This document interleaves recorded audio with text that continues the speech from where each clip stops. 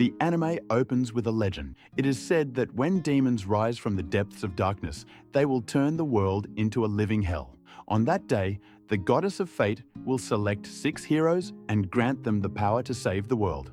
Because there are always 6, they are called the Braves of the 6 Flowers. The scene then shifts to the Kingdom of Piena, where the semi-finals of the Divine Tournament are about to take place. The announcer declares that the match will be between Batoal Rainhawk, Captain of the Royal Guard, and Quato Gain, representing the Red Bear mercenaries. He reminds everyone that the duel will occur in the presence of the great King of Piena and the Goddess of Fate herself, and urges the competitors to fight fairly, as the victor will face the champion of the previous tournament, Princess Nashatania. However, before the match can begin, a young man named Adlet Maya suddenly interrupts, boldly declaring himself the strongest man in the world. To everyone's astonishment, he requests that the rules be changed so both fighters face him at the same time.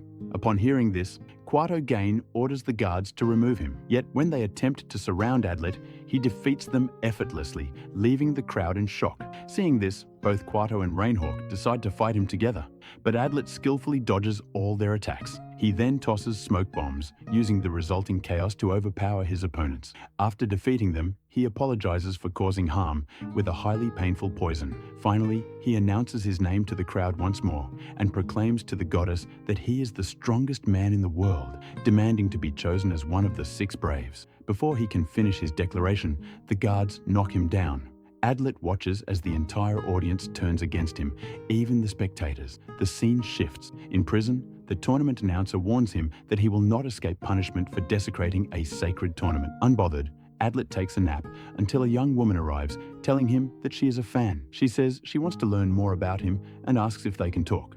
Adlet agrees and explains that he was born in Wuro, in the country of the White Lakes. At the age of 10, he left everything behind to live with his master, Atro Spiker, dedicating every hour to training because his goal was to defeat the demon god. His entire fighting style was created for that one purpose. Adlet then asked the young woman about the tournament. She explains that they simply restarted the fight he had interrupted. Hearing his story, she is fascinated, but she points out that if he truly wants to be the strongest in the world, he must first defeat Nashatania. He tells her he knows that, and that's exactly why he had hoped she would appear when he interrupted the tournament. But since she did not, he is confident he is stronger than the princess, and that no one in the world surpasses him. She asks why he believes that. He replies that he just knows, just like the goddess of fate knows. That is why he must prove it, not only to the demon god, but to the entire world. Adlet asks again about the tournament. She tells him that they repeated the match he interrupted, and Quato won the semi-final, but in the final, Nashatania completely defeated him. Adlet finds this strange, as he assumed the older man was stronger. She suggests that maybe Quato lost because Adlet injured his shoulder. Though Adlet regrets having influenced the outcome, she asks why he calls himself the strongest in the world. He answers that he does so because it is the truth, and that truth means he will inevitably be chosen as one of the 6 Braves. She asks why he wants to become one of them. He explains that his goal is to defeat the demon god. That is also why he attended the tournament, since he knows the story of the Saint of the Flower. The young woman says she knows it as well.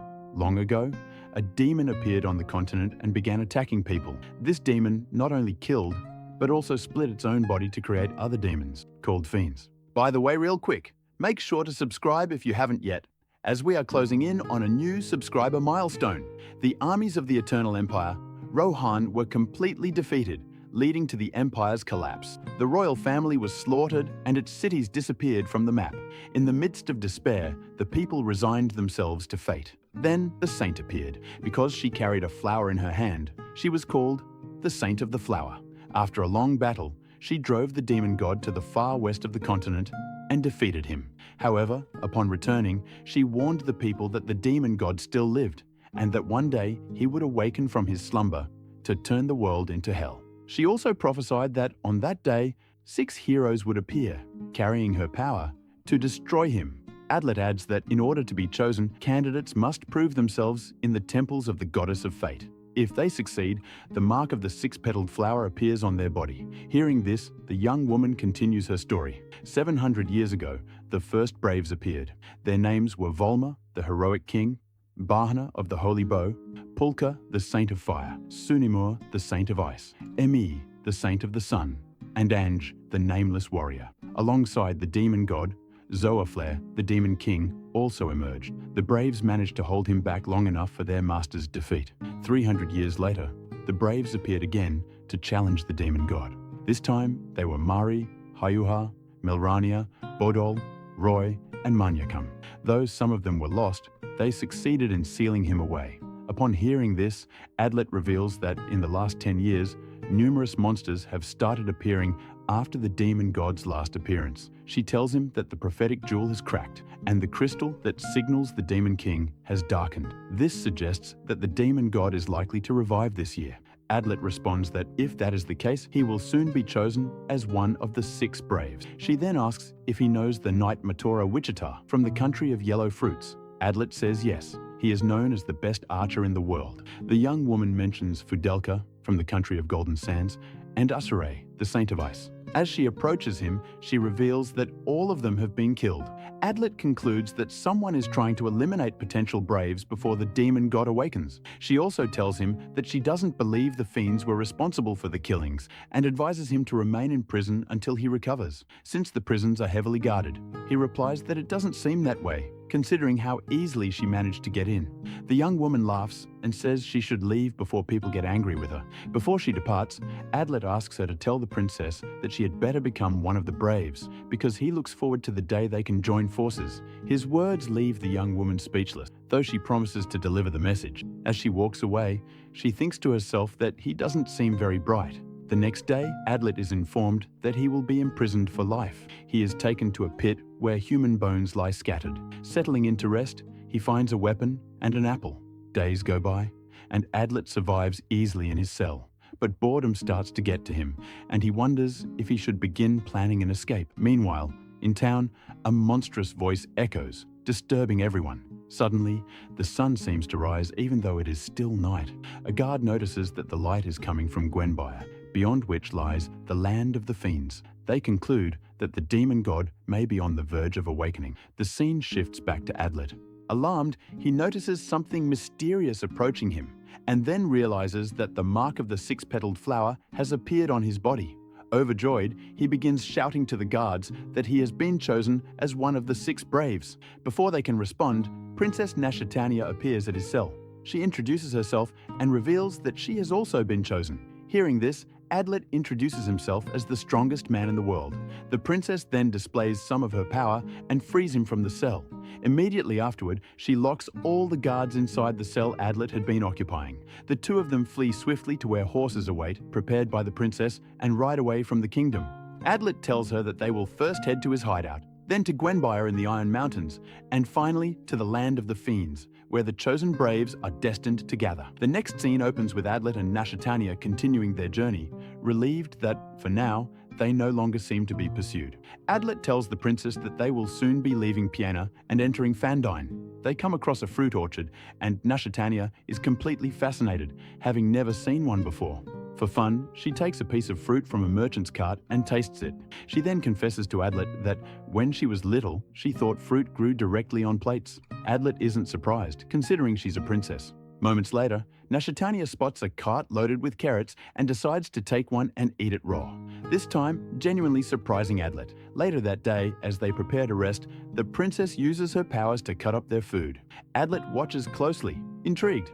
When she notices, she decides to show off even more, prompting Adlet to wonder aloud if this is the power of a saint. She asks if he has ever met another saint before, and he says yes. In fact, he even knew one, personally, a strange girl who didn't like being a saint at all, which surprises Nashatania. The princess then asks if he would like to have the powers of a saint, as so many people wish for. Adlet replies that he wouldn't, since he is already the strongest man in the world, and besides, saints can only be women. Nashatania laughs and says she intends to make the most of the power granted to her by a god who apparently prefers women. Then, out of nowhere, she playfully attacks him, saying it shouldn't be so hard for him to dodge her strikes. Annoyed by her games, Adlet scolds her. She apologizes for teasing him and admits that because of her peculiar behavior, her servants often became annoyed with her, and her father rarely paid her any attention. Sometimes, she says, she wonders if she's just a bother to others. Adlet, feeling a bit awkward, tells her it wasn't such a big deal. She laughs and asks if he thought she was sad leaving him confused. She reassures him that she doesn't get depressed so easily and that he doesn't need to worry about her. The scene shifts to them traveling again. Nashitania tries to calm Adlet down, since he's still annoyed by her earlier attitude. He ignores her and reminds her that they are about to face the demon god, so she needs to stop playing around. Hearing this, she promises it won't happen again, admitting that all of this is new to her. Even though she understands the importance of their mission, she says she can't help feeling excited. That night, as they rest, Nashitania tells Adlet about a civil war in Piene 6 years ago. Adlet says he didn't know anything about it, as he was training in the mountains at the time. She then sadly reveals that her father was blamed for starting the war, leaving him as nothing more than a powerless puppet ruler. Adlet asks if the Prime Minister holds the real power, and she confirms it. She goes on to say that after losing both her mother and her older brother, she is the only one left in the royal family. Nashitania confides that Adlet is the first person she can speak to as an equal about how she truly feels. Adlet tells her that he treats her as an equal because they are both heroes, then tosses her his coat so she won't feel so cold. He warns her that they will have to sleep outdoors for a while and that the ground can be hard. She replies that she's used to it. During the Civil War, her father even ordered her execution. That was before she became the Saint of Blades, and she was forced to live as a fugitive for a long time. Back then, the only thing she wished for was a night without fearing for her life. That's why she says that if sleeping on the ground now can grant that same peace to the rest of the world, she will do it countless times. Proud of her determination, Adlet tells her to get some sleep, since they will need to wake up early. The next morning, Adlet wakes up to find Nashitania watching the sunrise. He joins her, and she tells him that watching the dawn gives her peace and tranquility, even with the demon god awakening. Adlet replies that this peace will vanish if they lose. Resting her head on his shoulder, she tells him they must work hard to make sure that doesn't happen. In the following scene, they resume their journey. Nashitania talks about Goldof Awara, who left 6 months ago to find the hero killer. Adlet asks if he's the leader of the Black Horn Knights, and she confirms it. She says his last message was that he had found no leads, and they haven't heard from him since. Adlet suggests that maybe the killer got to him, but Nashitania dismisses the idea, saying Goldof is strong. Adlet reminds her that she defeated him last year, but she irritably explains that he let her win at the last second, something that greatly frustrated her. That's why she made him promise not to die until she could repay him for that humiliation, and why she's certain he's still alive. Even so, she admits she's a little worried, since Goldof is only 16. Adlet points out that they are both 18, so the difference isn't much. He then asks if there have been any more victims of the hero killer, and she says no. Somewhat embarrassed, Nashitania tells him that Ryura, the Saint of the Sun, has been missing for a month. This surprises Adlet. He recalls that when he was young, Ryura destroyed an enemy castle with scorching lightning from the sky. However, he complains that due to her advanced age, she can no longer be considered a potential brave, so he doubts the killer would target her. Nashitania admits that's exactly why she doesn't know whether she should report her disappearance. Adlet tells her it doesn't matter, because sooner or later they will run into the killer and have to face them. While crossing a bridge, he says they will soon reach Gwenbia, and that with only 10 days left to reach the land of the fiends, they need to move quickly. The scene shifts. On the road, they encounter people fleeing from Gwenbia. This catches Nashitania's attention. Adlet warns her that they will probably be attacked soon because the enemy wants to prevent the Braves from meeting. He explains that this was how one of the heroes from the past died, adding that his master taught him a lot about it. Later, Adlet notices that Nashitania is distracted and asks if she's nervous. She denies it, though it's clear that she is. He tells her to relax, reminding her that the battle hasn't even started yet. He asks her to smile, but she says it's impossible because her hands won't stop trembling. When she looks at Adlet, she sees him making ridiculous faces, which makes her laugh and helps her calm down. Suddenly, they come across a family fleeing from monsters. The father tells Adlet that his friends and his youngest son were left behind. Adlet tells Nashitania to follow him, suspecting it might be a trap. Even so, he decides to check, and when they arrive, they see monsters attacking villagers. Adlet thinks to himself that the strongest man in the world cannot abandon them, and jumps into the fight. He uses fire to take out a group of monsters with a little help from the princess, then plays a flute to lure the rest in and finish them off more easily. Even so, one monster manages to lunge at Nashitania, but she somehow defeats it with ease. Adlet praises her performance, saying it didn't seem like it was her first time. Exhausted, she admits it was her first real battle and that it was only thanks to him keeping her in the rear guard. She promises she'll be more useful from now on, and Adlet says he's counting on her. After the fight, Adlet approaches the villagers to ask if there were people who didn't make it out. He learns that a female traveler is still alone in the village, which drives him to go check immediately. But Nashatania stops him, sadly telling him that since there are only 2 of them, they can't save everyone. As much as it pains her, she says they should continue their journey. This makes Adlet reflect on how difficult their mission will be. Even so, he decides to go back to the village to search for the traveler, leaving Nashatania behind. He thinks that to defeat the demon god and truly be the strongest in the world, he must also save people. Meanwhile, the princess tries to follow him, but monsters appear in her path, threatening the villagers. Adlet, for his part, searches through the village and finds an iron ball lodged in the body of one of the dead monsters. From the number of enemies it killed, he realizes the traveler wasn't defenseless at all. Soon after, he sees her in the distance and is struck by her appearance. He watches as she uses her powers to help some animals, but she quickly notices him. She asks who he is, but instead of answering directly, Adlet asks if she likes dogs. She says yes, though she admits she hates humans, and then points her weapon at him, reminding him to answer her question. Adlet introduces himself and tells her that he's one of the 6 braves, just like her. The young woman says her name is Fremi Speeddraw, then fires a warning shot, telling him not to come closer. Irritated, Adlet steps toward her anyway. Fremi asks if he's come to kill her. He says no, precisely because they're both braves. She answers that this is exactly why she asked. Meanwhile, after finishing off the monsters, Nashatania is saddened to see that her horse has died. Suddenly, she hears hoofbeats, and thinking it's Adlet, she turns, but it's Goldof Awara. Goldof apologizes for arriving late and tells her he's come to help, since he too has been chosen as one of the 6 braves. He promises that, if necessary, he'll protect her with his life. Frustrated, Nashatania reminds him that they're comrades and, as heroes, should protect each other. But Goldof insists that she's special and no one should lay a hand on her. The princess allows him to continue treating her as he always has, then asks if he has any news about the hero killer. Goldof says no, but he has obtained one crucial lead. He's learned the killer's name and appearance. Finally, he reveals that the hero killer is a white-haired marksman named Fremi. Elsewhere, Fremi tells Adlet that she's heard of him before. In Piana's tournament, people called him the Cowardly Warrior.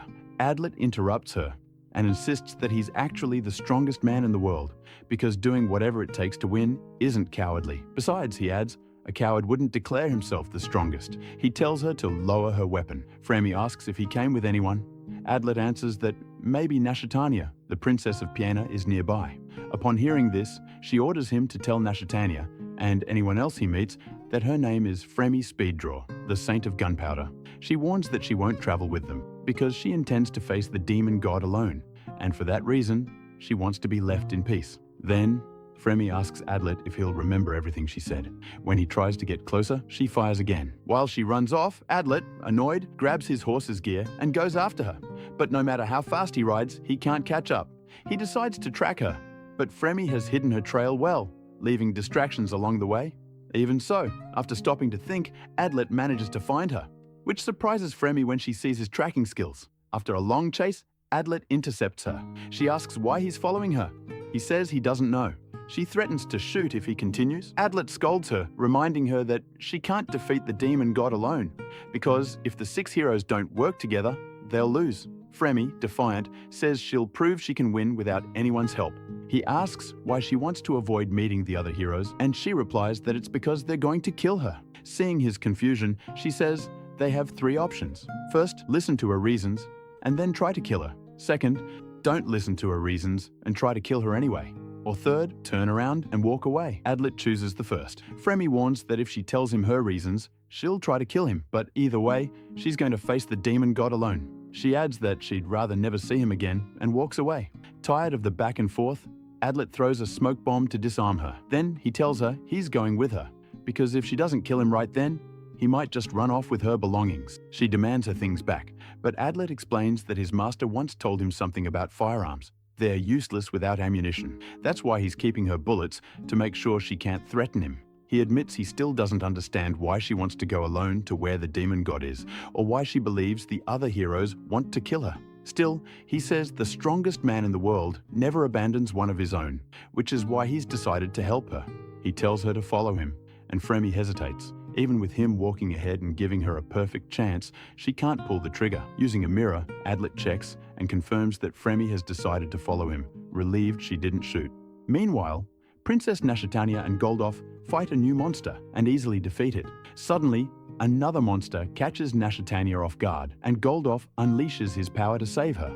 Then, Goldof sees Adlet's horse arriving with a message for the princess. Goldof asks who sent it, and she tells him it was Adlet Maya, surprising him. After all, this is the man who ruined the tournament. But Nashitania tells him to calm down, assuring him that Adlet is trustworthy, even if he's decided to leave her alone for now. The scene shifts to the princess and Goldof continuing their journey. Goldof says that, according to Rainhawk, Adlet tricked him during the tournament and even kidnapped her. The princess replies that Adlet is a good person and that they'll get along fine. Back with Adlet, he walks alongside Fremi and tells her that even though he doesn't fully understand what's going on, he plans to protect her because she's one of them. She tells him to shut up and keep walking because he's starting to annoy her. Later, Adlet says his master told him that firearms were invented 30 years ago. However, they aren't very powerful, take time to fire, and aren't useful against monsters. But since Fremi's gun has killed so many, he wonders if it's a special upgraded weapon, or if it's because she's the saint of gunpowder. He asks where her temple is, and if she has any spare explosives she can give him. She ignores him, so he complains, and Fremi says he's arrogant and impulsive. Adlet holds back his temper until she suggests he go back to Nashitania if he's so worried about her. He denies it, saying that right now Fremi is the one he's most worried about. She laughs and admits she never thought Nashitania would be chosen as a hero. That's why she doesn't expect much from this generation of braves. Adlet says she's wrong. Nashitania is a capable fighter, though inexperienced compared to the strongest man in the world. He also reminds Fremi that she can always count on him, to which she replies that he's ridiculous. Later, to Adlet's surprise, Fremi asks him for a favor. She knows there's a good chance they'll end up trying to kill each other someday, and if that moment comes, she wants him to show her mercy. While he could cut her down with his sword, she doesn't want him to finish her off. He says that if she's going to ask for something, it should be that they fight together. That annoys her, since she says he won't grant that request anyway. As they look out over the land of the fiends, Fremi tells Adlet that she can't die until she defeats the demon god with her own hands. Adlet says they need to meet the other braves at the isthmus that connects the peninsula to the continent. He's surprised by the strange color of the land, and Fremi explains that any human who steps foot there will die within a day, except the 6 braves, who are immune thanks to the divine protection of the goddess of fate. Adlet spots a fortress that has been attacked and tells Fremi he's worried about it. He suggests they investigate. Upon arrival, they both feel exhausted from the intense heat. Fremi warns that if she sees a hero inside, she'll run away. Adlet understands and returns her bullets. They reach the fortress gate, where Adlet asks if any heroes are inside. The guards say others passed through 2 days ago and left. Relieved, Adlet tells Fremi there won't be a problem, and they enter, greeted by a man named Lauren. Lauren explains that he's in charge because both the general and the captains were killed. As they walk among the monster corpses, he says they were protecting something important. When Adlet asks what, Lauren reveals that Gwenbire's king prepared a special resource to aid the 6 braves. He leads them to a room and explains that the king developed a way to seal off the entrance to the peninsula once the braves are inside. It's the Phantom Barrier, created with the combined powers of the Saints of Mist, Illusions, and Salt. This barrier will trap the monsters in the forest, keeping them from entering or leaving the thick fog it creates. He shows them the temple from which the barrier is activated, well protected from monster attacks. Mora, the saint of the mountain and a member of the 6 braves, will be waiting there. When everyone is gathered, she will send a signal for them to come and activate the barrier. Lauren also warns that if they're defeated before meeting up, another signal will be sent, and in that case, any of the 6 can go to the temple to activate it. Adlet points out that if that happens, one hero won't be able to enter the land of the fiends. Lauren confirms this and shows them a replica of the temple's altar to teach them how to activate it. Adlet practices once, saying it's easy, and promises to remember the steps. Finally, Lauren escorts them to the exit and tells them how to reach the meeting point in 3 hours. On the way, Adlet thinks it might be a problem if the others are already there. Fremi tells him to be quiet because she's thinking, but he suggests they simply join the rest. She refuses, saying that if they do, the others will try to kill each other, unlike with him, which was a special case. Adlet insists they must work together to defeat the demon god and promises to protect her if it comes to a fight. Suddenly, Fremi stops and says she thinks he's a kind person, but she wants him to stop being kind to her because it makes her want to kill him. Adlet is irritated, but just then, he notices they're being attacked and jumps to protect her. At that moment, Nashatania yells at Adlet to get away from Fremi, while Goldoff moves in to strike at the white-haired girl. Adlet quickly steps in to stop Goldoff and tells Fremi not to attack the princess. He also orders Nashatania to stop. Fremi, for her part, reminds him that she warned him this fight would happen sooner or later, and tells him not to be surprised. Adlet, furious, demands to know what his companions think they're doing. Goldoff tells him not to get in the way and punches him, but Adlet responds by throwing dirt into Goldoff's eyes. Fremi seizes the moment to fire her weapon, but Adlet manages to block her shot. Immediately, Adlet orders everyone to stop, insisting that Fremi is not their enemy, because she's one of the 6 braves. Nashatania, surprised, listens as he shows her that Fremi also bears the mark of the 6 petals. Adlet then asks why they attacked her. The princess explains that it's because Fremi is actually the hero killer. Fremi confirms this, admitting to Adlet that she has killed several potential heroes. She even confesses that Goldoff and Nashatania were among her targets, though she can't say the same about him. Adlet asks if she also killed the Saint of the Sun, but Fremi replies that she knows nothing about her, even though she was on her target list. At that moment, Nashatania calls Adlet over, but he ignores her. He asks Fremi again why she killed potential heroes. She answers that it was to revive the demon god, ensuring that the chosen braves would be weak warriors. Hearing this, Goldoff declares that now it's clear she's their enemy, but as he and Nashatania move to attack, Adlet steps between them. He says that no matter how strong someone is, anyone who wants to revive the demon god could never be chosen as a brave. Besides, he's certain that even if Fremi has killed people, she doesn't truly want to revive the demon god. That means there must be a reason she wants to fight the very being she claims she wanted to bring back. Fremi admits that's true. Adlet shouts for them to believe her because her desire to defeat their enemy is real. He acknowledges that she was an enemy to the Braves, but now she's on their side. And if they don't back down, he'll fight alongside her. Goldoff readies himself for a fight, but Nashatania stops him, saying she'll accept what Adlet says. If he insists, she has no choice but to follow his lead, and she asks Goldoff to do the same. Adlet breathes a sigh of relief, though the princess warns him to be careful because he tends to be too naive. He then demands that Fremi lower her weapon, assuring her that no one will kill her now. Nashatania approaches Fremi and says she doesn't trust her, but she's decided to trust Adlet's judgment. Fremi responds that if she trusts Adlet, then she's just as naive as he is. That irritates Goldoff, though he chooses not to reply. Later, Adlet asks about their horses for the journey, but Nashatania tells him they lost them during the battles. He asks if they spoke with Lauren, and she says yes, just recently. Adlet tells them that Mora is waiting for them and suggests they head to her quickly. As they travel through the forest, they notice a strange flock of birds. Adlet moves closer to get a better look and discovers they're actually flying monsters approaching fast. Soon, bombs begin raining from the sky, dropped by the creatures. Adlet shouts directions to the Temple of the Phantom Barrier and urges them to hurry. Seeing the bombs, Nashatania asks Fremi if this is her doing, since she's the Saint of Gunpowder. Fremi says she knows nothing about it. The group is then attacked by monsters trying to slow them down. The princess orders Goldoff to take them out. Though he defeats several, he ends up surrounded. He decides to fight seriously, and the rest of the group joins in to quickly eliminate the enemies. But with so many, Nashatania tells Adlet to go ahead to the temple while they handle the monsters. Adlet sprints toward the temple. When he arrives, he finds it intact, which strikes him as odd. Circling around, he finds a wounded woman who urges him to hurry inside because time is running out. Adlet follows her advice, but when he tries to open the doors, they're locked. He uses his bombs to blow them open, but as he steps inside, temple guards appear. After defeating them, he realizes the wounded woman was actually a monster in disguise, now fleeing into the forest. As he watches her escape, a strange fog suddenly surrounds him. Entering the temple, he spots the altar from which the barrier is activated, but it's already active. He wonders who could have triggered it.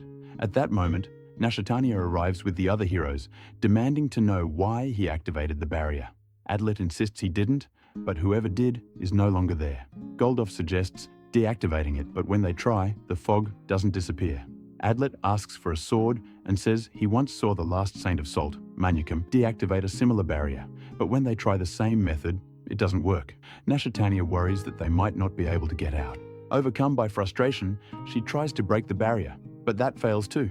Losing her composure, she vows to conquer it by force until Fremi stops her, telling her she's wasting her energy. The princess apologizes to the group. Suddenly, a mysterious young girl approaches, asking why there's so much noise. She's surprised to see Goldoff and the princess, but when she notices Adlet, she asks who he is. Adlet, equally curious, asks who she is. The girl replies that she's Chamo Rosso, the saint of swamps. Hearing this, Adlet introduces himself as the strongest man in the world. Chamo, amused, asks if he means her. He walks up to her and says he knows she's very strong, maybe the strongest in history after the Saint of the Flower, but she's wrong because he is the strongest in the world. Chamo says he must be an idiot, which surprises Adlet. She then declares that now they need to kill Fremi. Before she can act, Nashitania stops her, and Adlet explains that Fremi is one of them. Chamo is surprised to hear this, since she knows Fremi is the hero killer. At that moment, they're interrupted by Mora Chester, who scolds Chamo for being so self-centered when she sees Fremi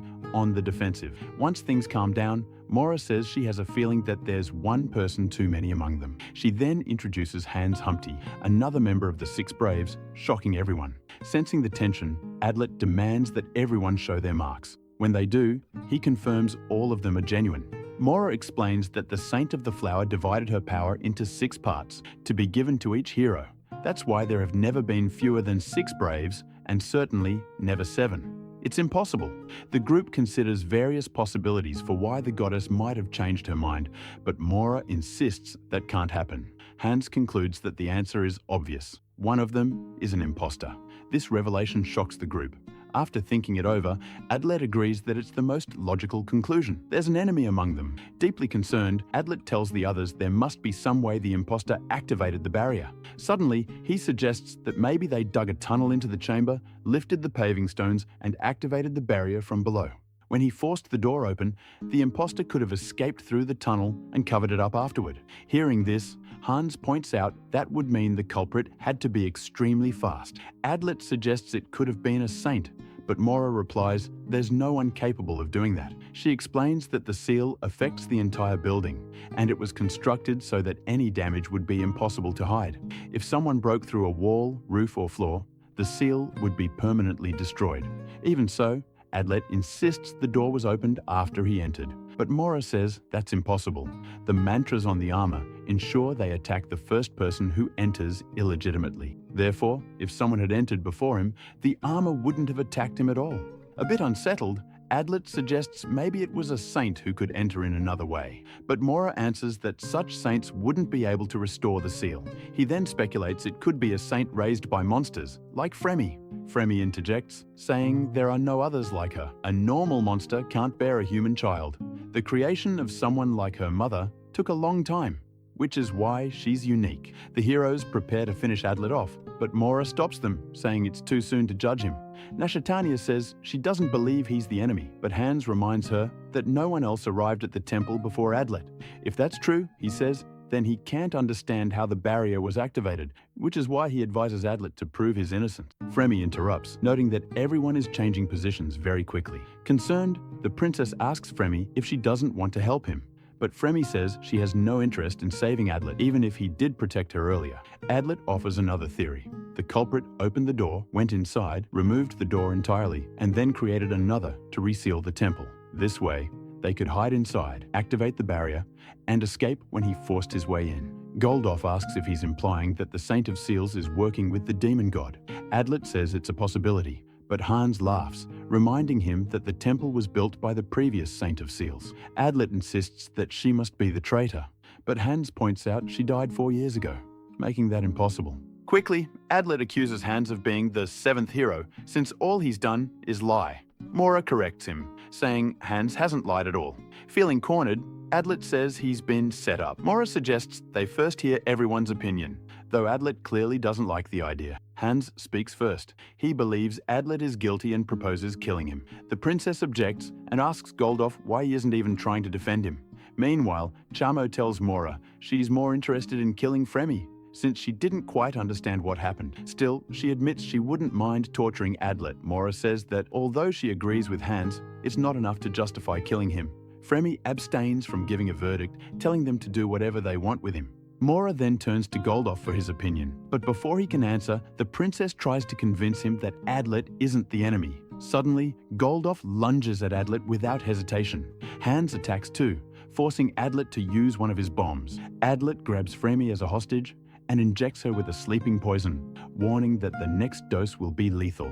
Mora tells him he's just dug his own grave, and Hans swears he won't let him escape. Chamo offers to take him down, but Mora stops her, as her powers would also kill Fremi. Adlet insists they've never let him speak, and he asks Hans if he'll let him pass. Seeing how determined he is, Hans steps aside, and Adlet takes the chance to flee. Before he can get far, Hans slashes his back, but Adlet keeps running.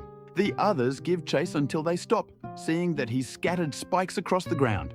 Elsewhere, Adlet laments that now no one will believe him as he tries to escape with Fremi in his arms. Because of his wound, he eventually collapses and tries to pull out the dagger stuck in his back. He knows the poison he gave Fremi will soon wear off. Suddenly, he starts to lose consciousness. He fights it, knowing that if he passes out, it will be the end for him. But he can't remove the dagger. And finally, he blacks out, frustrated that he couldn't prove he truly is the strongest man in the world. In the next scene, we see Adlet with Hans, telling him what happened before he arrived at the temple. Later, as they mark the area, Adlet admits he's never heard of Hans before and asks to know more about his life. Hans replies that it's better if Adlet doesn't have that information, which surprises him. Soon after, Adlet realizes they've been walking in circles. They decide to try another method to figure out what's going on. In the end, they conclude that the barrier is indeed functioning, so they head back to the temple to report to the others. When they arrive, Nashatania greets them. Adlet says they need to deactivate the barrier, but when he sees Fremi chained up, he's immediately concerned for her. The Saint of Gunpowder tells him she doesn't need his pity. Ignoring that, Adlet asks Mora how her task went. Mora explains that the Divine Word Book doesn't say how to deactivate the barrier. She says there are only two ways. First, the person who activated it must deactivate it. Second, if that person dies, the barrier will automatically disappear. She also informs them that neither humans nor monsters can leave the area inside the barrier. The group discusses how the barrier could have been activated. After hearing Mora's explanations, Adlet concludes that someone among them must be working with the demon god. Chamo immediately declares that the culprit is Fremi and says they should kill her so the barrier disappears. Adlet stops her, reminding her that Fremi is one of the 6 Braves, which annoys the little girl. Mora suggests that everyone introduce themselves, since there are still faces and names she can't match, and also tell what they've done up to that point. Adlet goes first, giving his entire life story. The others grow tired of hearing him repeat that he's the strongest man in the world, so they ask him what that means. He replies that being the strongest man in the world means being him, which makes Hans laugh and call him an idiot. Mora interrupts so someone else can speak. The princess volunteers, and after she finishes, Mora calls on Goldoff. Adlet thinks it's impossible for someone so loyal to betray the princess. Goldoff confirms both Adlet's and Nashatania's accounts while dragging Fremi along. Mora says she never imagined the heroes would fight each other. She introduces herself as the leader of the temple that oversees the saints, and says she knows the faces and abilities of 78 of them. Adlet asks if she knew Fremi, but Mora says no, and that maybe Fremi is a new saint, something that hasn't happened in 100 years. She explains that she replaced the previous leader, Riora, 10 years ago, and hasn't had problems since. Mora says she was hiding at the meeting point when Hans arrived. Adlet asks how someone of her rank didn't know about the barrier. She says she'd heard of it but didn't know the details, and regrets not investigating further. She then asks Chamo to introduce herself. The girl brags about how she became famous for her strength. Adlet thinks that if she's the 7th hero, they're in trouble. He interrupts her when she says she already knew Fremi, and Chamo admits she tried to defeat her but failed. Mora cuts in to let Hans speak. Adlet considers him the most suspicious, especially when Hans admits he's an assassin. Nashatania questions how someone like that could be chosen as a hero, but Hans says the only requirement is the ability to defeat the demon god. He adds that the world isn't fair, and he's even worked for high-ranking officials in his own government. When chosen, he was near the land of the fiends. After being selected, he negotiated with his king for payment to defeat the demon god, hid the money, and headed for the land of the fiends, where he met Mora. Goldoff asks if the king told him about the barrier. Hans says yes, but he didn't think it was important. Adlet finds it strange he met Mora without knowing about the phantom barrier. Mora then asks Fremi to introduce herself. Fremi refuses. Mora warns that staying silent will only hurt her case. Fremi says nothing could be worse than her current situation, then asks Mora to remove her eye patch and lift her headpiece. Everyone is shocked to see she has a horn. She reveals she's the daughter of a monster and a human. She explains that 20 years ago, monsters entered the human world to create a pawn to fight the Braves, and that pawn is her. Her father was human, but she never met him. She knows he died after impregnating her mother, a monster who raised her among her kind. Her mother and allies brought many humans into the land of the fiends to build the temple of the goddess of gunpowder, which is how she gained her powers. Following orders, she left the land of the fiends to aid in the demon god's resurrection. She admits she always considered herself a loyal monster. Mora asks why she now wants to defeat the demon god, but Fremi refuses to answer. Adlet steps in, reminding them that she said only a human can activate the barrier, which means it's impossible for Fremi to have done it. Hans disagrees, explaining that what repels monsters is the pillar of the Saint of Salt, but Fremi was able to enter, proving she can do things impossible for both sides. Fremi insists she didn't activate the barrier and suggests that maybe Mora isn't telling the whole truth, making her another suspect. Adlet realizes he needs to be careful not to draw suspicion and that his priority is to clear Fremi's name. Chamo, hearing Fremi has finished speaking, insists again on killing her. Adlet tries to stop her, but Chamo approaches and says she'll torture Fremi, even if it's her first time. Hans steps in, saying he doesn't believe Fremi is the imposter.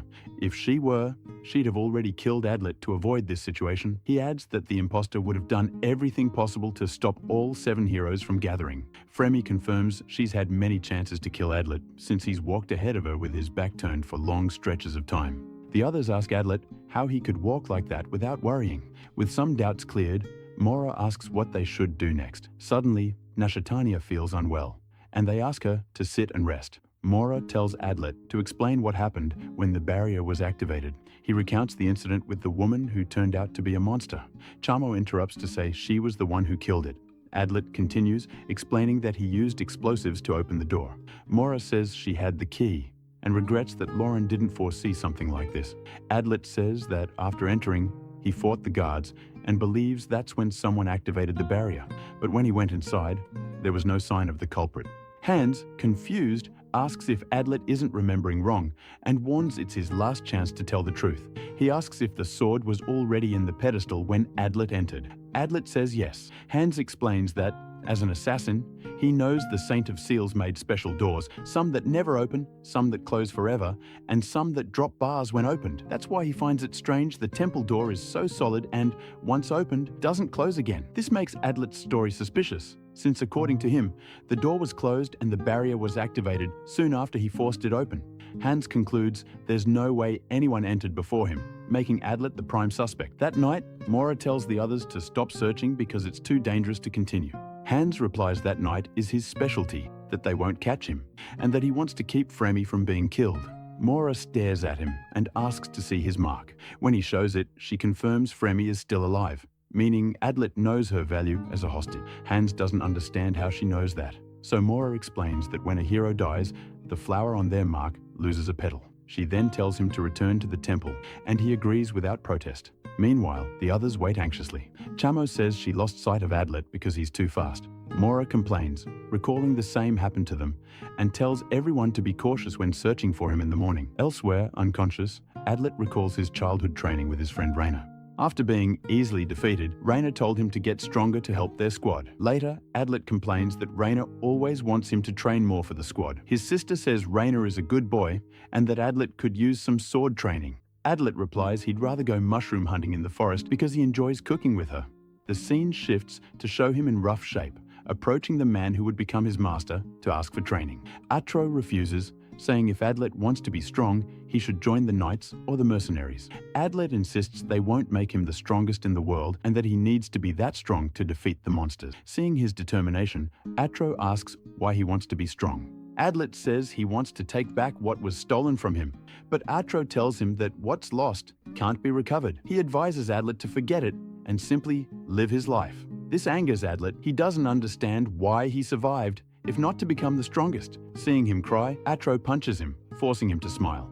He says that if Adlet wants to be strong, he has to smile even in hard times. Barely able to breathe, Adlet tries to force a smile, but it isn't enough, and Artro keeps hitting him. Suddenly, Adlet wakes up and finds that Fremi has treated his wounds, surprising him. She advises him to rest and recover his mobility. He asks why she saved him. Fremi says she's 99% sure he's the seventh, though she's not completely certain. Adlet jokes that he thought she felt sorry for him, then insists that he's a true hero who only came to face the demon god. She replies that she still doesn't trust him. Later, Adlet notices Fremi is cold and tries to start a fire, but fails. She easily lights one using her power. He asks why she even needs a weapon if she's that powerful. Fremi says he wouldn't understand, then explains the cold is because of the temple. Adlet is surprised, thinking about how the salt barrier works. Fremi says she could only enter the temple because of her human half, but she suffered greatly because of her monster side. Seeing pity in his eyes, she tells him to keep it because she doesn't want it. She adds that she's crossed far stronger barriers to kill warriors. Adlet respects her wish and changes the subject, asking if she's sure the monsters didn't activate the barrier. She says yes, and that the monster who tricked him must have been outside the pillars surrounding the temple. He admits he has no idea how anyone could have entered first, and Fremi says that's because he's the one who did it. Adlet asks if she's sure Hans told the truth, and she says that while she doesn't know much, she thinks he's right. She adds that Mora was with him, so she believes no one entered before him. Resigned, Adlet suggests maybe Hans or Mora are the culprits, but Fremi says it doesn't matter until he proves his innocence. Adlet proposes going over everything they've been through, starting by ruling out certain people as the traitor. He eliminates Nashatanya, Goldoff, and Fremi, since they were together at the time. However, Mora and Hans were headed to the temple, so Fremi suggests maybe Chama was involved. Adlet says he doesn't know because she never said where she came from, and thinks her power could have helped her enter. Fremi disagrees, saying her power is too destructive, and if she opened a hole in the ground, she couldn't close it again. Adlet concludes that they're actually facing at least two enemies, one who joined them at the temple, and another who entered first to activate the barrier. He believes the monsters bombarded the temple to draw them in and then attacked to separate one member from the group. Fremi says that if that's true, she doesn't understand why they'd need a seventh hero, because if all they wanted was to trap them, there was no need to add another member. Adlet calls her an idiot, explaining that without the seventh person, they couldn't have framed him. That's why he's convinced they've always wanted to accuse and kill the strongest man in the world. He tells Fremi to forget about the seventh and focus on finding the eighth, the one who activated the barrier. She asks if he can find them alone, and after thinking, Adlet admits he'll need her help. Fremi refuses, since she still suspects him, which makes him start smiling. She questions it, and he recalls how Atro taught him to laugh in the face of despair. Excited, he promises that at dawn, he'll prove his innocence. With a wide smile, he says that even if he doesn't know how yet, he'll keep smiling because everything's over once you stop. Fremi then asks him why he wants to be one of the 6 braves. When Adlet hears Fremi's words, he realizes she's showing interest in him, possibly for the first time she's ever done so. Curious, he asks why. She replies that it's because he's just average, a normal man with an unusual collection of weapons. Adlet asks if that means she thinks he's weak, but Fremi clarifies that it's not weakness she sees. She just finds it strange that someone so ordinary could become so strong. A little embarrassed, Adlet admits he owes it all to his master, a man both eccentric and obsessed with monsters. This man chose to live in the mountains, inventing new weapons and clever ways to use them against enemies. He trained Adlet relentlessly, day after day, until the boy collapsed from exhaustion. He even forced him to study, chaining him to a desk, and taught him how to make all sorts of weapons. Fremi listens, noting that the description reminds her of Atro Spiker, who had been on her list, though his age made him less of a priority. She adds that rumors claimed none of his students could withstand his strictness, and all eventually fled. Adlet corrects her. He never ran away, because he was determined to become a hero. He recounts that when he was a boy, a monster appeared in his village while he was playing with his friend Raina.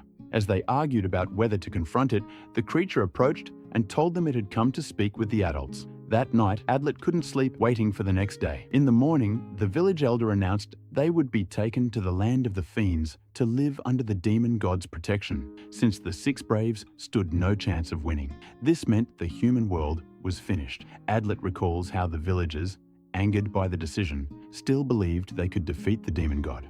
But this only made it easier for the monsters to enforce their orders, including demanding the hearts of any who opposed them as proof of loyalty. Fremi recognizes the story and asks for a description of the monster. After hearing it, she reveals it was one of the 3 who command all the others, and the one who devised the creation of a half-breed, forcing her mother to give birth to her. Shocked, Adlet continues, "That day, his friend died protecting him, and his sister sacrificed herself so he could be the only one to escape. Fremi, upset, says that was exactly the monster's plan." Adlet explains that no one blamed the villagers. His friend asked him not to hate them, and his sister promised they would live together in peace one day. Atro told him that those sacrifices were what made him strong, and believing in those words, he worked relentlessly to become stronger. Fremi admits she envies him because she has nothing to believe in.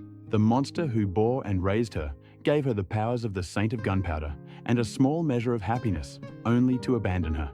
She says she always loved everyone, believing her love would be returned. But as she grew older and gained her powers, she killed many without hesitation, following her mother's orders. Being a half-breed, she believed she had to work harder than anyone for the demon god until she faced Chamo. She couldn't land a single hit, fell for Chamo's taunts, and in a careless moment revealed her name. Barely alive, she escaped. Yet when she returned, her mother tried to kill her for becoming useless to the monsters she once thought were her friends. Fremi says she regrets running away because she cannot forgive them for trying to kill her. She admits that if she had been nothing but a puppet, she wouldn't have suffered so much from betrayal, and she would have preferred being raised as a slave from the start. She grows furious at the thought that her mother only pretended to love her, vowing to destroy everything she once worked for, including the demon god, so her mother could see the result of her betrayal.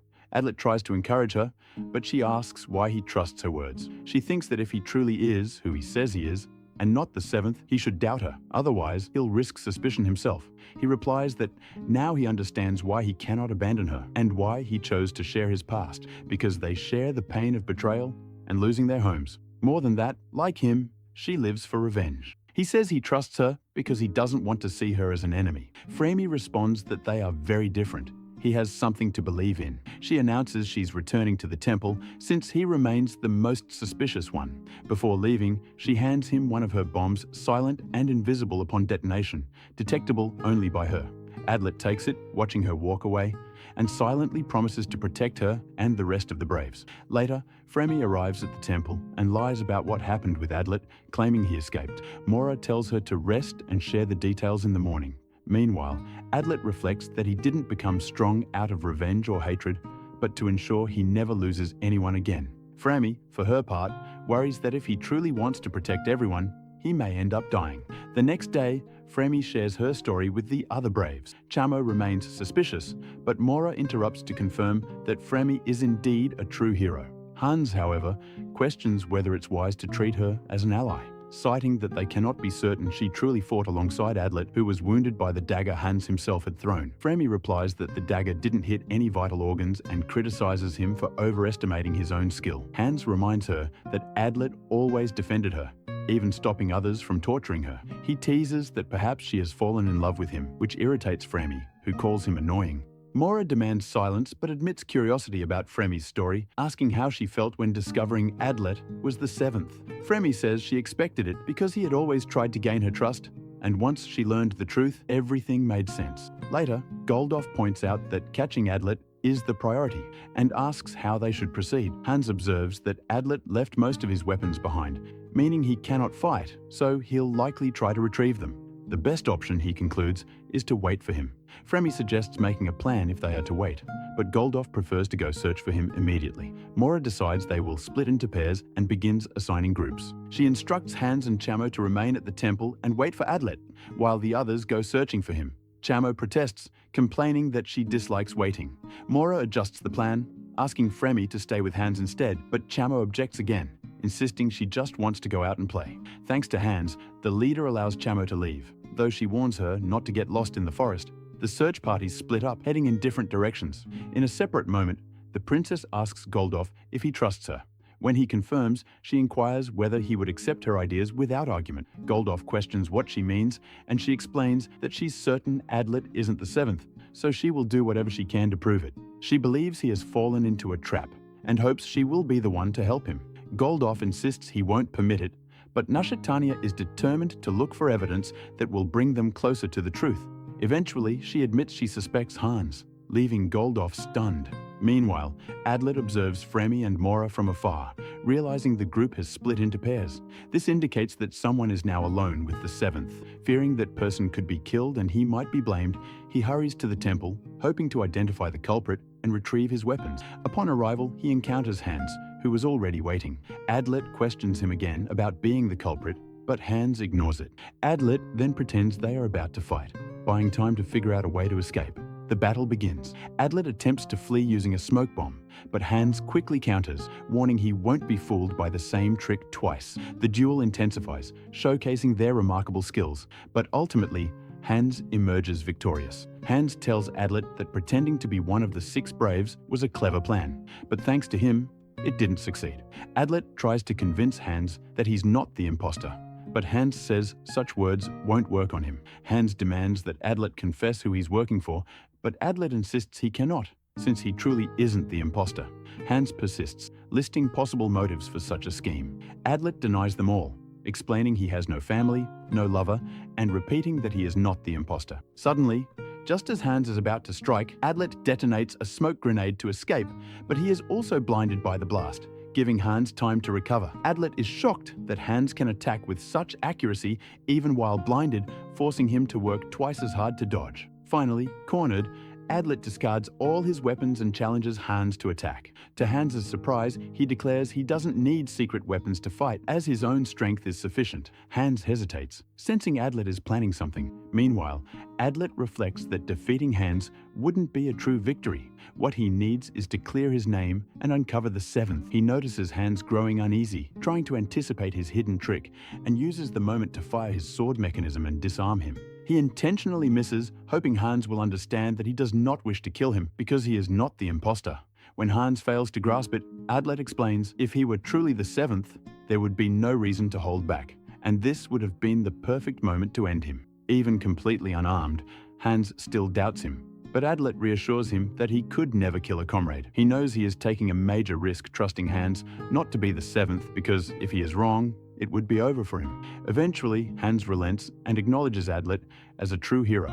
He admits it was wise to stay, otherwise Adlet might have convinced the others. Then, with a serious look, he claims that he is the 7th. Adlet lunges for his weapons, but Hans is faster and slashes at his neck only for Adlet to realize he is still alive. Hans explains it was an illusion, meant to see Adlet's true expression in the moment of death. He elaborates that humans can lie with words and actions, but their expressions when facing death never lie. That is why he pushed Adlet to the edge to witness his honest reaction. If Adlet had been the imposter, he would not have shown that look of confusion when Hans declared himself the 7th. Adlet is stunned, realizing Hans has seen enough deaths to read the truth. In the next scene, Adlet picks up his weapons as Hans steps forward to shake his hand. They are allies now. Elsewhere, Fremy meets with Mora, who attempts to gather information about Adlet's location. Having lost his trail, Mora doesn't understand what he is after and thinks his plan was too meticulous to end here. Fremy suggests continuing the search, but Mora stops her to talk. When she interrogates her, Fremy grows annoyed, asking why they don't suspect Chamo or Hans instead. Mora explains she doesn't suspect Fremy because she considers her a true hero. Fremy agrees to answer her questions, but warns that she doesn't know much. After explaining how monsters are organized, Mora asks about humans allied with them. Fremy says she has only heard rumors of a village whose inhabitants were taken, but no proof existed, and the Bantan Temple could not intervene. Seeing Mora blame herself, Fremy reassures her that it's not her fault. Mora thanks her and admits the only good thing Adlet did was bring her into the group. Fremy tells her not to treat her like a child and suggests resuming the search. Before leaving, Mora remarks that she knows how Fremy feels about Adlet since he was the only one who defended her, but warns not to show mercy if they find him. Fremy calmly replies that she actually despises him. Meanwhile, Goldoff and the princess reach the end of the road to the land of the fiends, the Braves' meeting point. They find the remains of a campfire, and Nashatania confirms that this validates Mora's and Hans's story. When she laments finding no further clues, Goldoff reminds her that Adlet is the enemy. She responds that if he doesn't trust her, he should proceed alone, then quickly apologizes for overreacting. Goldoff asks why she trusts Adlet more than someone who has always served her. She tells him to be quiet, reminding him that they are in a battle to save the world and a comrade's life is at stake. She notes she's long known his feelings, but this is not the time, and adds she has no patience for jealousy. Goldoff apologizes for losing his composure. Elsewhere, Adlet checks his weapons for anything that might help locate clues. Hans searches the upper temple for an entrance, but finds nothing, remarking that it still appears someone entered before Adlet, even though the seal should be unbreakable. Adlet insists a saint must have done it, but Hans reminds him that Mora said that was impossible. Adlet suggests maybe she doesn't know of the ability or that saints haven't revealed all their powers. He asks Hans who would be the next suspect if he were killed. Hans says Fremy, confirming Adlet's suspicions, though he regrets it. Later, Adlet sprays the altar searching for clues, but they hear someone approaching and hide. It turns out to be a false alarm, but Hans warns that someone might return soon. He asks Adlet how the barrier is activated, and Adlet realizes only a few know. He says he needs to ask Chamo something and wonders where to find her, then changes his mind, deciding Hans should go instead. Just then, Adlet notices something unusual near the temple entrance and goes to investigate. Outside, they encounter Chamo, who questions Hans about walking with the imposter. Hans insists Adlet isn't the enemy, but Chamo refuses to believe him. Though she doesn't care how he discovered it, Adlet uses the moment to ask her something that could help identify the seventh. Bored with games, Chamo threatens to kill him. Then Fremy, then Hans, and if they're not the imposter, she'll kill the princess and Goldhoff, since she is sure Mora isn't it. She unleashes her power, astonishing both men. Adlet is stunned to see she keeps monsters inside her, which she explains are stored in her swamp along with everything she eats. Seeing her seriousness, Hans suggests fleeing. They run for a while, but realizing escape is impossible, they fight her monsters only to find they regenerate instantly. Adlet understands why Fremy ran before and scolds Chamo for attacking Hans. She insists she doesn't care, as there is no proof he isn't the imposter, and tells Hans to kill Adlet so she won't have to. Hans reassures Adlet he won't. Adlet instructs that if they're cornered, he should escape alone. But Hans refuses, preparing to fight as the monsters surround them. Showing off his incredible agility, Hans begins cutting down Chamo's monsters. Seeing his determination, Adlet decides to do the same. But neither of them can make much progress. Adlet suggests attacking Chamo at the same time, but her monsters shield her perfectly. Chamo watches their struggle and mocks them, saying everyone tries the same tactic and it never works. Adlet changes tactics and asks Hans to cover him. Hans snaps back, telling him to stop slacking off because he's dealing with his own problems. Adlet insists he only needs a moment to think of a plan. They regroup, and Hans says he can hold off the attacks for 60 seconds. Adlet instructs him that when time's up, he should strike Chamo directly, no matter what, and Adlet will cover him. While Hans fights off the monsters, Adlet works through his plan. He decides to use poison first, and then try setting them on fire to see if that works. Hans calls out that the 60 seconds are up. Adlet plays his flute, luring the monsters and buying time, placing Hans in an advantageous position. Seeing this, Chamo calls them idiots and spits out another monster. Adlet tells Hans not to dodge it, but to block it instead, giving them the opening they need to land a hit on Chamo. That strike allows Hans to subdue her. Chamo recalls her monsters as she is restrained. They bring her back to the temple, telling her they don't believe she's the seventh hero. Adlet then asks if she knew about the barrier before joining them. Chamo says no, clearing up some of his doubts. Elsewhere, Fremy and Mora return to the temple after hearing the sounds of Chamo's fight. Mora grows concerned when the noise stops, but Fremy reassures her that no one can beat Chamo. Meanwhile, Adlet and Hans leave Chamo at the temple and head into the forest. Along the way, Hans tells Adlet that Fremy is still his main suspect. Adlet disagrees, saying she isn't the imposter, but Hans warns him that getting close to her is dangerous. He explains that Fremy lives in darkness, trusts no one, and sees everyone around her as either an enemy or someone who will become one. Adlet stares at him, and Hans adds that he also lives in the dark, but Fremy's darkness is much deeper. Because of Adlet's values of camaraderie and trust, Hans says they're practically different species. Adlet agrees, but insists he still wants to talk to her. He leaves Chamo in Hans's care and gives him a tool he hopes will help find proof. Then, Adlet detonates the bomb Fremy had given him, and she senses the signal. While waiting, she wonders if she truly hates him, thinking they were beginning to understand each other. Then she realizes he is right in front of her, weapon ready. At the temple, Mora scolds Hans for letting Adlet escape. Hans asks her to go easy and says he believes he can prove Adlet's innocence, as Adlet has figured out the Seventh's plan. This surprises Mora. Adlet tells Fremy he's discovered part of the Seventh's trap. He explains that they were wrong to think the barrier was activated just before he opened the door, because it was still inactive when he entered the temple. When she doesn't believe him, he reminds her that they know how to activate it and asks if she remembers who taught them. Since she doesn't answer, he says it himself, Lauren. This makes him wonder if Lauren was working for the Seventh, because no one knew about the barrier until he told them. Goldoff and Nashatania learned about it a day before. Mora already knew because Lauren had shown her. Hans didn't know as he never met Lauren, and Chamo learned about it only after joining the group. In short, everyone learned to activate the barrier from Lauren, so if he had lied, there would have been no way to know. Fremi listens carefully and tells him to continue. Adlet explains that the enemy used Lauren and the monsters to lure them to the temple, waiting for them to arrive before triggering the mist, making them think someone had activated the barrier and escaped afterward. But the barrier hadn't been activated yet. There was only mist, even though the sword was already on the altar. The seventh took advantage of everyone's desire to deactivate the barrier to actually activate it. Then all they had to do was claim the temple had been sealed until Adlet arrived, making him the scapegoat. Fremi points out that Hans accused him and asked directly if Hans is the seventh.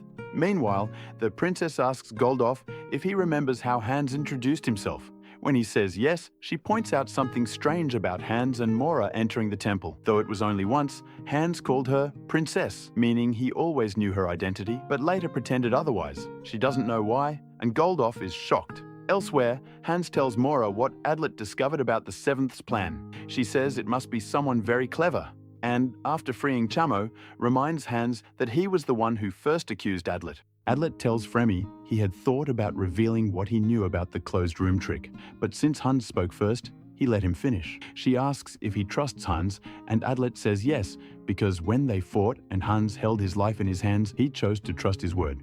He says that's not the important part. The key point is they now know someone waited for him to enter the temple before activating the mist. His goal is to catch the culprit and clear his name. Fremi says it's a good idea but warns he's made a fatal mistake underestimating the saints. She explains that even though they use the powers of the gods, those powers have limits and vary from saint to saint. Adlet insists there must be one who can control mist. She reveals it could be Uspa, the saint of mist, who may have spent years building the mist god's power in this place to release it instantly. If she'd known Uspa could do that, she says, Uspa would have been her top target. Tossing a bomb, she reveals a large number of pillars buried in the forest. These posts contain the phantom barrier's power, producing the mist instantly. Adlet wonders if there might be another mist barrier, but Fremi says only one type of barrier can exist in a place. If there are two, one will be disabled. That's why creating so much mist at once is impossible without a barrier. But since one was already present to produce mist, she believes his theory is wrong. Meanwhile, Hans tries to convince Mora that Adlet's theory is the most plausible, but she refuses and declares she's going after Adlet. Hans threatens her to stop. He says he's certain of Adlet's innocence and asks why she spared everyone when she could have killed them. Mora says it's for the same reason she appeared before them in the first place. She wanted to set a trap and toy with their hearts, making them turn on each other. She scolds him for being fooled so easily. The scene shifts back to Fremi, who tells Adlet he's in checkmate because his theory is ruined. Even if he's not the imposter, he has no chance of surviving. Adlet laments not having her help and considers going to the princess, but Fremi catches on, accuses him of always relying on others and threatens to kill him.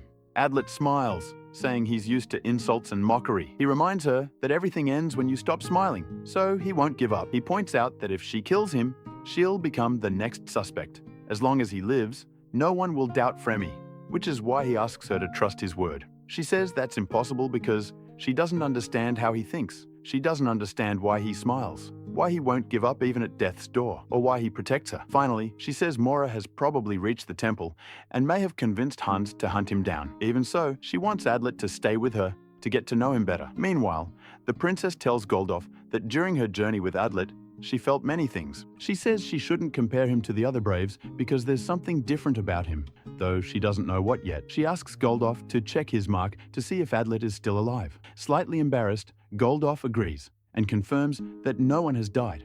In the next scene, Adlet is caught off guard when Fremi says she's trying to trust him. He steps closer, but she raises her weapon, threatening to kill him if he lies. He pleads with her to stop, insisting he never considered them enemies and has always protected her with no hidden agenda. Fremi doesn't believe him, warning him not to attempt deception. Hearing this, Adlet decides to confess that there was a time he tried to make himself nothing more than a weapon of war, thinking that way he could discard his heart and focus only on killing the monsters that stole everything from him. He believed it was the only path to become the world's strongest warrior. With a hint of embarrassment, he admits it didn't work because you can't throw away your heart. Fremi counters, saying she managed to do it because it was necessary for her revenge. Adlet insists that's impossible because the desire to discard one's heart comes from that very heart. That's why she can never completely abandon everything to grow stronger, and besides, love isn't something you can simply give up. Surprised, Fremy listens as he confesses that throughout their time together, he has been in love with her. He only recently realized it, but knows his feelings have remained unchanged since the first time he saw her. He explains that when he learned she was the hero killer, he resolved that if no one else trusted her, he would. If no one defended her, he would be the one to do so. He says the same applied when the imposter appeared. Instead of searching for them, he focused on protecting her, never doubting her innocence. She asks what he likes about her. He admits he doesn't know, but it pains him every time she suffers, a pain that even the world's strongest man cannot bear. Finally, Fremy asks where he plans to live after killing the demon god because she cannot return to the monsters and has no place among humans. She says the best option would be to die in battle. Adlet tells her that once she gets her revenge, she should continue living. She protests, saying it's impossible because she's the daughter of a monster and the hero killer. But Adlet promises he'll ensure she has a home because he is the world's strongest man. Hearing this, Fremy says she understands. But when he moves closer, she shoots him. Surprisingly, she says she's now convinced they're enemies. Meanwhile, the rest of the Braves hear the gunfire and hurry to locate the fight. Before leaving, Mora orders Chamo to keep an eye on Hans and not attack unless he does something. Hans complains, aware of Chamo's danger, but Mora ignores him and calls on the power of the mountain god. Using the echoes of the mountain technique, she sends word that Hans has been defeated and is gravely wounded, and that Adlet, after all, is the seventh. Hearing Mora's lie, Hans is furious, especially since she has ordered Adlet's death. Chamo says she didn't obey, and at most, she'll leave him half dead. Mora warns her not to try it. She only wants him watched. Meanwhile, Fremy chases Adlet, who shows her his Brave's mark to prove Hans is alive. She responds that Mora never said he was dead and tells him she'll never believe him again. Elsewhere, the princess, shaken by Mora's message, apologizes to Hans for doubting him. Goldoff suggests leaving, but suddenly, the princess acts strangely. After calming down, she says it's the first time she's felt real anger. She regrets trusting Adlet and unleashes her power, even frightening Goldoff. Laughing, she asks how he would feel if she lost control and killed Adlet. Back with Fremy, she fires a light signal into the sky to guide the others. Adlet tells her to return to the temple so he can expose Mora's lies. Fremy says it doesn't matter. He's still the imposter in everyone's eyes. She continues chasing him, throwing explosives to slow him down. Adlet tries to convince her to believe him, which catches her off guard. She replies that all liars speak sweet words to win trust, and she won't fall for it again. No one can protect her, so she must survive on her own until death. As she readies her next attack, she says it's better to trust no one than to be betrayed. Still, Adlet advances despite her attacks, knowing that even if Fremy has decided to trust no one, deep down, she longs for someone to trust. Suddenly, Mora appears, ordering Fremy to cover her while she finishes off Adlet. He tries to run, believing it's over. Convinced he can do nothing more for Fremy, he uses his gear to hold Mora back temporarily. When he finally gets Fremy to look at him, he stops, ready to take Mora's strike head-on. Just before she hits him, Fremy steps in, declaring Adlet has surrendered. She understands his decision, but warns him he won't survive. Adlet asks if Hans is alive. She confirms, revealing Hans was the one who wounded him. They plan to take him in to force a confession about who sent him. Adlet refuses and instead vows to prove Fremy's innocence, explaining that the imposter's plan relied on one of the 7 marked Braves activating the barrier. With no time to waste, he says he's going straight to the evidence. Mora orders him to shut up, calling him the imposter. But he pulls out a drug made by his master and asks Fremy for a bullet. He explains that the drug detects traces of monsters, turning red when it reacts with their fluids. He says he saw Fremy's monster part react, but when sprayed on the activation altar, there was no reaction. Adlet adds that Hans also witnessed Fremy's innocence. Then he warns Mora that if she's the 7th, her plan is ruined. After killing him, she likely intended to blame and eliminate Fremy as well. Mora admits it's impressive that he almost convinced her he was a real hero, but now she will kill him before he deceives anyone else. Adlet tells Fremy that when he dies, she should go straight to Hans. But before Mora can strike, Fremy shoots her. Fremy explains that she hated him because she began to trust him. And the more they spoke, the more she hated him because he trusted her when she had vowed to trust no one again. Crying, she creates a distraction so they can escape Mora together. Suddenly, Nashatania arrives with Goldoff, blocking their path. The princess tells Adlet that it was fun being with him, but now she has to kill him. Fremy, hearing the princess's words, tells her that Hans is fine and that Adlet is not her enemy, so she shouldn't believe Mora's lies. But Mora doubles down, insisting Hans is injured and that Adlet is their enemy. Nashatania then turns to Adlet, saying she's still waiting for him to repent before he dies. Fremi immediately warns Adlet to run, saying the princess has gone insane. He says he's heading to the temple, but suddenly Nashatania, tired of waiting, attacks, spurred on by Mora's words. Fremi jumps in to protect Adlet, completely destroying the princess's strike. But Nashatania doesn't give up, changing tactics and launching another attack that also fails. Goldof decides to intervene, targeting Fremi, but she senses him in time. Even so, Goldof lunges again, forcing Adlet to step in to protect her. Seeing how well the two of them fight together, Mora tells the princess she'll handle Fremi while the others deal with Adlet. But Fremi throws several bombs, forcing them to back off temporarily. She tells Adlet she'll hold off Goldof and Mora so he can escape. Remembering his promise, Adlet insists he will protect her until the very end, because he's the world's strongest man. Moments later, he tries to head for the temple, but the princess pursues him. Meanwhile, Goldof and Mora attack Fremi, doubting she can withstand both. Eventually, Mora lands a clean hit, defeating the Saint of Gunpowder. Before falling, Fremi wishes for Adlet to escape. Adlet's only goal now is to reach the temple and show the princess that Hans is fine. But when he arrives, neither Hans nor Chamo are there. He checks his mark to confirm they're alive, and at that moment, Nashatania catches up and resumes her attacks. Adlet deploys smoke bombs to hide, but the princess still tracks him. She wounds him as he flees through the forest, but even injured, he keeps running. Then Nashatania lands a serious blow and traps him, satisfied with herself. Thinking back on their journey together, Adlet tells her he always saw her as a comrade, and that working as a team, they'd have no reason to fear the demon god. The princess tells him to stop lying, claiming he betrayed her. But Adlet swears he never tried to kill or trap any of his companions. She refuses to believe him, insisting he won't fool her. Losing blood, Adlet begins to shake. As he's about to pass out, he sees Nashatania going for the kill, and with sheer effort, blocks her strike with his hands and kicks her away. Goldof arrives at that moment, forcing Adlet to run for his life. Shedding his gear as he flees, he laments realizing too late that he's on the brink of death. Suddenly, Goldof lunges with his weapon, and Adlet barely manages to block in time. But weakened, he cannot stop Goldof from striking him and sending him hurtling straight toward Mora. With a wry smile, Adlet thanks Goldof for the favor, since he no longer has the strength to keep running.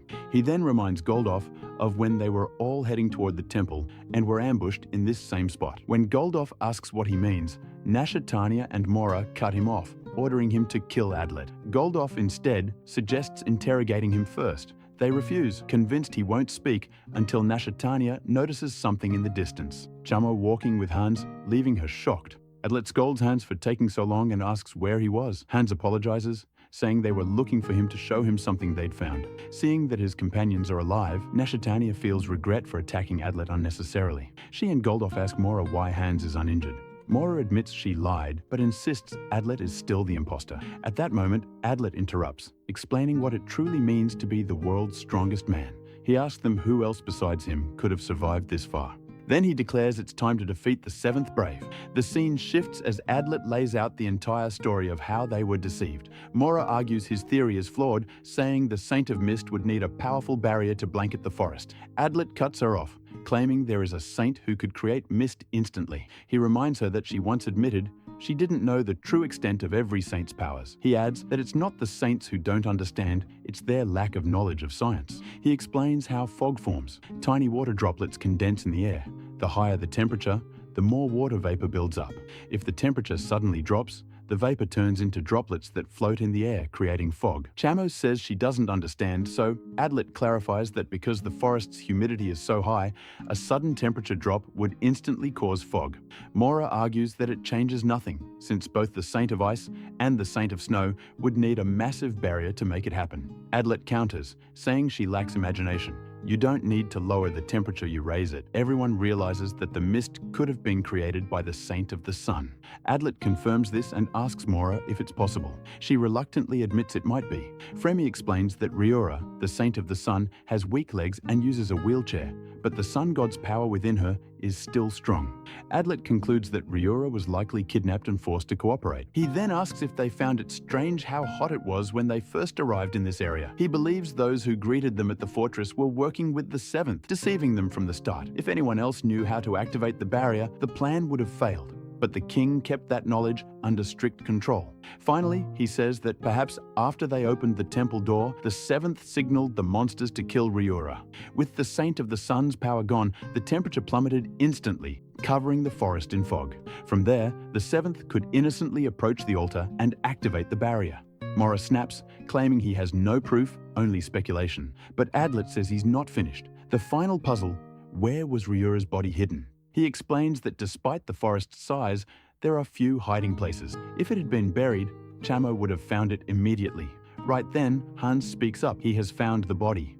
Adlet nods, saying the best place to hide a corpse is among other corpses. He asks Fremi if the monster in question was among those they fought. Both she and the princess say they would have remembered if they had seen it. Adlet orders Hans to retrieve Ryura's body. When Hans shows it to Mora, he asks if it's really her.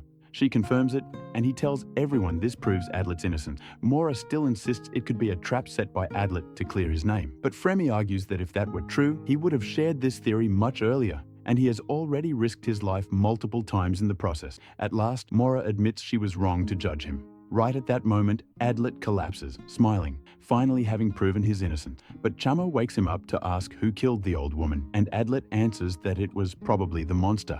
Adlet suddenly declares that the seventh brave is Mora, instantly enraging everyone. The princess turns to Fremi, telling her to protect Adlet, and orders Goldoff not to let Mora escape. Mora raises her voice, insisting she's not the imposter either, and demands proof of her guilt. Nashatania replies that no proof is needed, there are no other suspects left. Adlet steps in, agreeing with Mora. There's no actual evidence against her. Standing up, he wonders aloud who the culprit could be if it isn't Mora. Suddenly, Chamo interrupts, saying the granny can't be the imposter. She pulls out some wooden tablets she found, explaining that she destroyed the temple floor and dug up a large box containing a sword and the tablets. Hans points out that one tablet is identical to the one inside the temple, and the sword matches the one on the altar.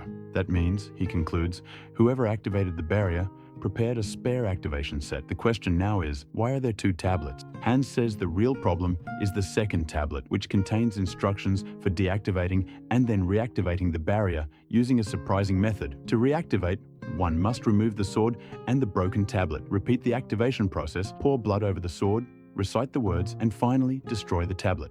Adlet asks if the items are genuine, and Chamo assures him they're identical to the altars. Hans asks who broke the tablet. Chamo says she doesn't know, demanding to know who did it. Adlet realizes it was Nashatania. Hans can't believe it, but Fremi confirms. Everyone is shocked, even Nashatania, who looks confused. Hans prepares to strike, admitting he initially thought Goldoff was the culprit. Goldoff instantly positions himself in front of the princess to protect her. Nashatania confesses that she broke the tablet, but claims she never thought it would activate the barrier, begging Adlet to speak up because she knows he's not the seventh brave. Adlet, remembering their journey together, is frozen stunned. Then he realizes the trap required a very specific condition. The first brave to reach the temple would fall for it. And who sent him to the temple first? The princess. Rage wells up inside him. Nashatania backs away and, to everyone's shock, calmly admits she's the seventh brave. Goldoff collapses in despair and she approaches him to apologize. She admits she could have gotten away with it, but Adlet's actions ruined her plans. Smiling, she says she regrets not being able to kill any of them. She had hoped to at least take down two, but perhaps she failed because she wasn't aggressive enough. In hindsight, she says she should have gotten close enough to kill Adlet herself or made Goldoff do it, but things seemed too easy, and she thought Adlet was easy to fool. She admits she never imagined he would figure her out, and even turns to Hans, calling him the hardest opponent to beat. In the end, she must admit Adlet was right. Without him, she probably would have won. Mora cuts in, asking why she wanted to kill them, or if her real goal was to ally with the demon god. Nashatania says she should never have gone through with it, and that the best thing would have been to ask for their help from the start. Goldoff asks what she was trying to do, swearing he would have followed her anywhere. The princess says that if he had truly followed her orders without question, she would have told him the whole truth, mocking him for claiming loyalty now. Chamo asks why she tried to kill them. Nashatania replies that her goal was true peace, a world where humans and monsters could live together. To do that, she needed to revive the demon god, which meant eliminating the braves. Now that she's been exposed, she politely asks them to step aside so she can deal with the demon god when he awakens. She claims she won't let it destroy the human world because she loves humans and monsters equally. Mora demands a clearer explanation. Nashitania says she wanted reconciliation between humans and monsters. While dangers would remain, there would be peace. The cost, however, would be around 500,000 lives. The Braves, stunned, can't believe what they're hearing. Led by Adlet, they prepare to take her down. But suddenly, the princess changes shape.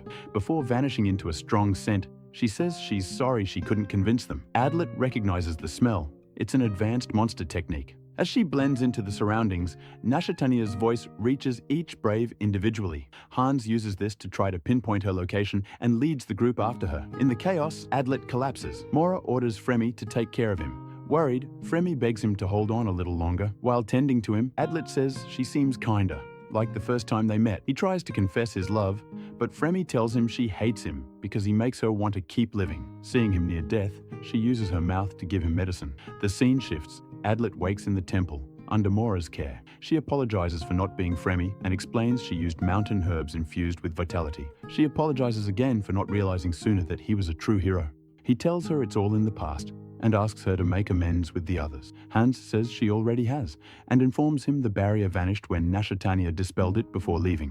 Adlet goes outside and finds Chamo, asking where Goldolf is. She points him out, saying he's in bad shape and won't respond to anything. Adlet laments not being able to help right now, then takes a moment to enjoy the sunlight. Later, he finds Fremi, who apologizes that his favorite turned out to be the seventh brave. He asks what she means. She says she doesn't want to talk to him right now because she needs time. Before she goes, he asks two things. First, will she fight alongside the group instead of alone? Without hesitation, Fremi says yes. Second, is it true that being with him makes her want to live? Blushing, she admits it is. Overjoyed, Adlet tells her to fight with him to defeat the demon god and survive. In the next scene, the Braves gather, determined to continue their mission. Suddenly, a young woman appears, apologizing for arriving late. She recognizes Adlet and greets him warmly, saying it's been a while. Fremi asks who she is, and the newcomer introduces herself as Rolonia, the Saint of Blood. Mora asks why she's here, and Rolonia says that while she doesn't think she's worthy of being a brave, she'll do her best to help. Her words surprise everyone, even more so when she shows she also bears the six-petaled mark. Rolonia asks why. If they're the six braves, there are 7 of them. At that moment, Doltom III, King of Gwenbaya, arrives with the royal guard. He says he came after hearing the phantom barrier was activated and is relieved to see them safe. He informs them that all the monsters on the continent are heading toward the forest, around 2,000 in total. Hearing this, Fremi suggests retreat and Rolonia agrees, but Chamo is firmly against it, and both Hans and Mora side with her. Fremi eyes Rolonia, wondering if she laid a trap in advance. Hans adds that maybe she expected them to retreat. Mora intervenes, asking them to calm down and assures them Rolonia is not their enemy, though the argument only grows louder. Doltom cuts them off, asking why there are 7 braves instead of 6. Adlet says it's pointless to explain and declares himself the world's strongest man. Then he asks the king for a favor: activate the phantom barrier. The king says he has enough water and supplies to hold out, so he can activate it right away. Adlet asks him to do it in 30 minutes and keep it active until the demon god is defeated. He then declares himself leader of the Braves, arguing he's the only one whose authenticity is certain. Hans admits he still has doubts, but says there's no better choice right now. Mora agrees to follow him for now, and the rest eventually accept his leadership. In the final scene, the barrier is activated once more, and the Braves prepare to cross into the land of the howling demons. Adlet warns them, with the exit sealed, there's no turning back until the demon god is slain. Well, that's pretty much it. Make sure to leave a like and subscribe if you enjoyed the video, and my name's Sasbekt, and I will talk to you legends in the next one.